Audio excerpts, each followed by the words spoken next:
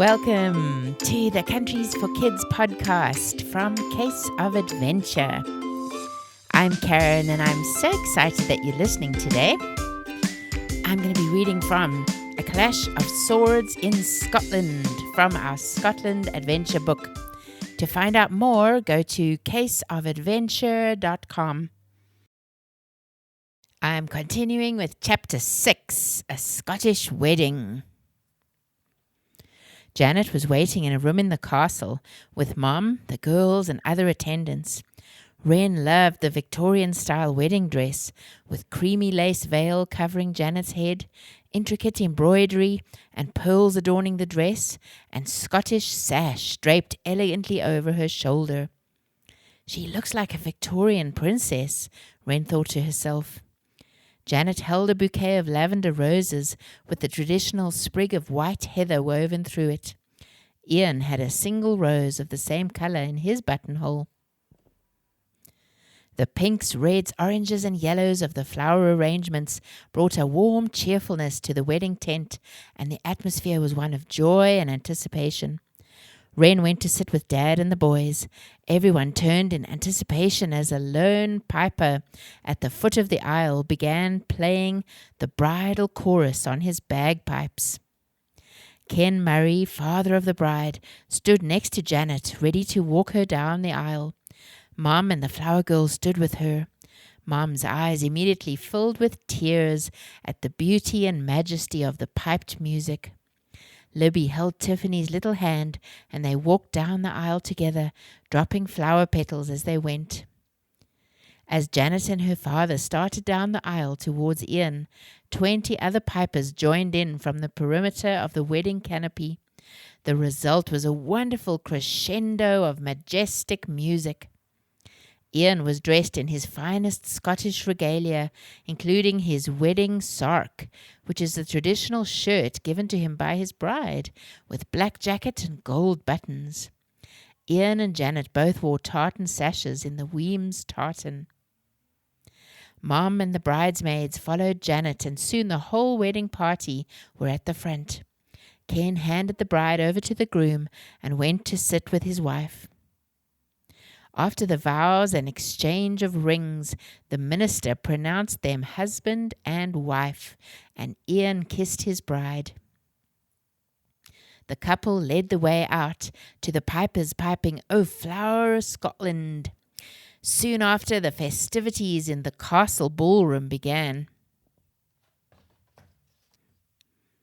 After having a bite to eat, Rome asked Dad if he and the others could slip away from the celebrations for a while. Tiffany was happily reading a book standing by the windowsill near Mom. Dad gave his permission, and the 4 children walked through the castle grounds in the sunshine until they came to a grassy area near the entrance to the cellars.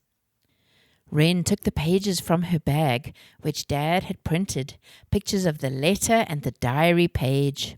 The children sat under a tree, poring over the words together. "I keep wondering why it starts with the words, 'I jest not,' especially because the J is a capital," said Wren. "Yes, it must mean something," Rome agreed.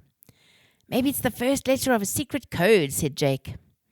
"You could be right," Wren agreed. "So if the J is the first letter, what are the other letters?" They leant forward and studied the papers. After a while, Rome broke the silence. "I'd like to go into the cellars. Dad said we should be back by 5:30. He led the way down the cellar steps. The rooms were brightly lit up, and workers came in and out, fetching things that were needed at the wedding reception. Jake was very interested in the old machinery in one of the rooms. Rome pointed out the carvings on some of the floor stones. The children examined walls, doors, and corners as best they could, looking for any sign of a clue to the hidden dirk. They saw nothing of significance, and after a while returned to the wedding reception. Wren enjoyed the various Scottish wedding traditions. On each table were tiny bells for the guests to ring. Each time someone rang a bell, the bridal couple was expected to exchange a kiss. Alistair Sinclair stood up to tell the traditional children's story, and with his dramatic mannerisms and booming voice, he was a real hit. He told the story of a humble man who found a pot of gold in the woods, but was worried because his wife was a chatterbox and gave away all their secrets. He was afraid that the king of the land would hear of the gold and come and take it from them, so he came up with a clever plan. Uncle Alistair was on his feet, acting the part. Some of the children jumped back in surprise when Uncle Alistair suddenly brandished his sword at the part where the king comes to call at the little cottage in the woods. "Tell me your tale," the king commanded the woman. "O king," said the man's wife, "one day my dear husband came home from a day in the forest and told me he'd found a pot of gold hidden in the woods. I asked him where he'd found it and he said he would show me. He took me past a tree where he caught a fish high in the branches and then onto the water where he caught a rabbit in his fishing net. We found the pot of gold buried under a tree." The king sputtered in anger. "Fish in trees, rabbits in fishing nets? I've never heard of such things. You must be mad." And he stormed out, leaving the hidden gold for the man and his wife to enjoy. Uncle Alistair returned to his seat amidst cheerful applause. Iain stood up and turned to Janet. "Here, darling, is your silver spoon," he said, imitating a thick Scottish accent as befit the Scottish tradition. "I promise to always provide for you." The silver spoon was to represent the abundance of food. Janet took the spoon and smiled, giving Iain a kiss on the cheek, to which he pulled a funny, delighted face, making the children laugh. The best man stood up, placed a piece of toast in the bottom of his glass of champagne, and beamed as he raised his glass. "Here we have a real Scottish toast to this fabulous couple. To their health."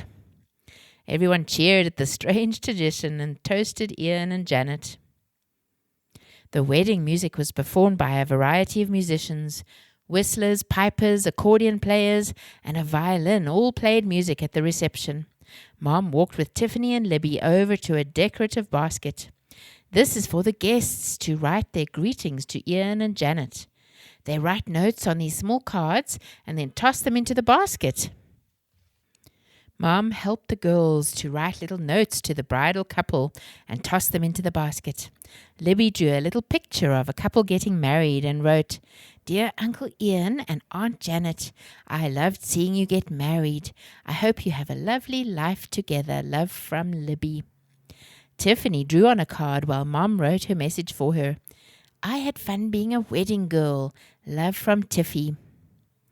The traditional Scottish wedding cake consisted of 2 tiers of fruit cake, beautifully iced. Small silver charms tied to white satin ribbons were hidden under the bottom layer of the wedding cake, with the ribbons hanging down around the edge. Mommy and Libby and the bridesmaids each got to pull out one of the charms. Libby's was a heart-shaped charm which represented love. Mom's was wedding bells, which she thought would be a lovely keepsake from the wedding.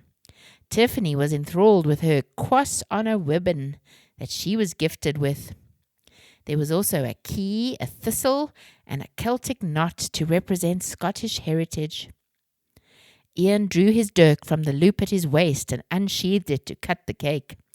He and Janet held the dirk together and smiled for the photographer before slicing through the moist cake. They fed each other a few bites, keeping surprisingly clean in the process, until Iain decided to pop a piece onto Janet's small nose. She wagged her finger at him, caught the piece in her hand, and ate it. Iain kissed her, and the wedding guests applauded. Wren admired Janet's dazzling rings. Her wedding ring, like Iain's, had the crest of Clan Wemyss engraved on it, while her engagement ring was a large diamond with 2 smaller ones set on either side of it. After changing out of their wedding attire into smart travel clothes, the bride and groom prepared to leave the reception. Ken, the bride's father, gave one of Janet's shoon or wedding shoes to the groom, indicating a transfer of responsibility and care of the bride. By accepting the shoe, Iain was promising to treat her with love and to look after her. The guests, including the children, were standing in 2 rows with arms linked, forming a tunnel. Iain and Janet walked through the tunnel, greeting everyone before climbing into Ian's smart sports car and heading off on their honeymoon, their luggage having been stowed safely in the trunk by their butler. That was so romantic, Wren sighed as the car drove away.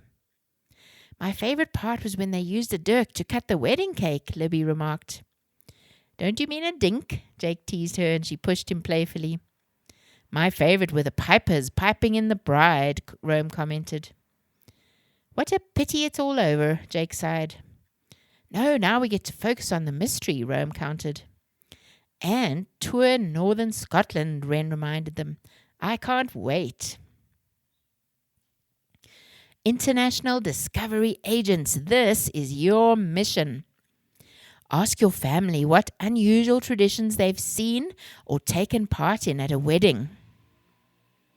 If possible, look at your parents' wedding photos or video. Listen to the bridal chorus on the bagpipes on YouTube.